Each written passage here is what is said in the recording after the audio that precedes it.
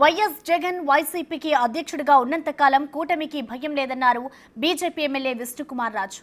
అక్కడ రాహుల్ గాంధీ, ఇక్కడ జగన్ ఉన్నంత వరకు తమకు ఎలాంటి ఢోకా లేదన్నారు. ఢిల్లీ నుంచి గల్లీ వరకు ఎప్పుడు ఎన్నికలు జరిగినా బీజేపీనే గెలుస్తుందని ధీమా వ్యక్తం చేశారు. జగన్ 2.0 అంటూ ఊహల్లో విహారించడం మానసిక సమస్యకు నిదర్శనమన్నారు.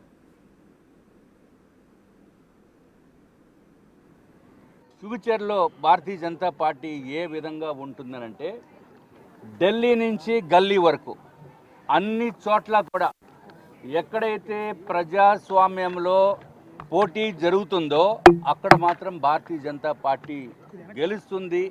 గెలవటానికి అవకాశాలు అత్యంత అధికంగా ఉన్నాయని చెప్పడానికి ఏమాత్రం సందేహం లేదు.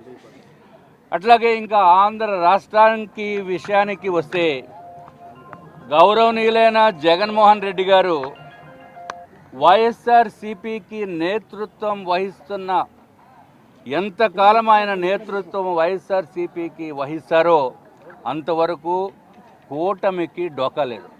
అంటే జగన్మోహన్ రెడ్డి 30 సంవత్సరాలు వైఎస్ఆర్సీపీకి ఆయనే ఇన్ఛార్జో, లేకపోతే ఆయనే ప్రెసిడెంట్ గారు, ఆయనే చైర్మన్ గారు, లేకపోతే వైఎస్ఆర్సీపీ అంతా ఆయనకే ఉంది, ఆయన సొంత పార్టీ. కాబట్టి ఆయన నేతృత్వం ఉన్నంత వరకు కూటమికి ఏ విధమైన ఇబ్బంది లేదు.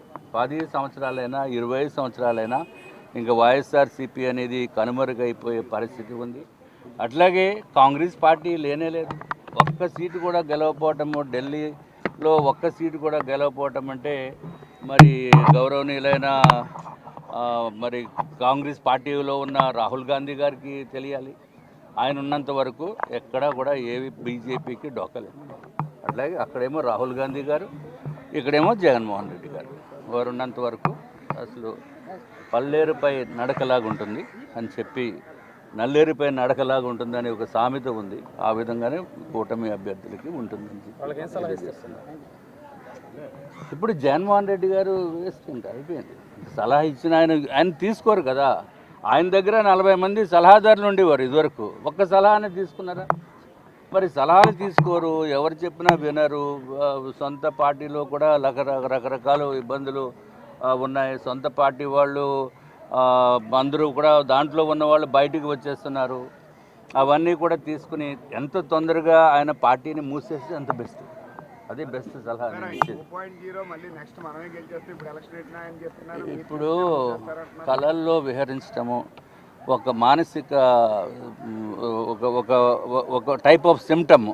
ఇప్పుడు నా దగ్గర ఏమీ లేదు అనుకోండి, నాకు ప్యాలెస్లు ఉన్నాయి, ఋషికొండ ప్యాలెస్ ఉంది. ఆ ప్యాలెస్లోకి వెళ్ళి అన్నీ చూస్తే ఎలా ఉంటుందని నేను ఊహల్లో విహరిస్తే తప్పనిసరిగా అదే ఊహల్లో ఎంత హాస్యాస్పదంగా ఉంటుందో నిజ జీవితంలో అంత హాస్యాస్పదంగా ఉంటుంది. ఆయన మాటలు, ఆయన చేసే విధానము సినిమాల్లోకి సూట్ అవుతుంది. నాట్ ఫర్ ప్రాక్టికల్గా జరిగేది కాదు.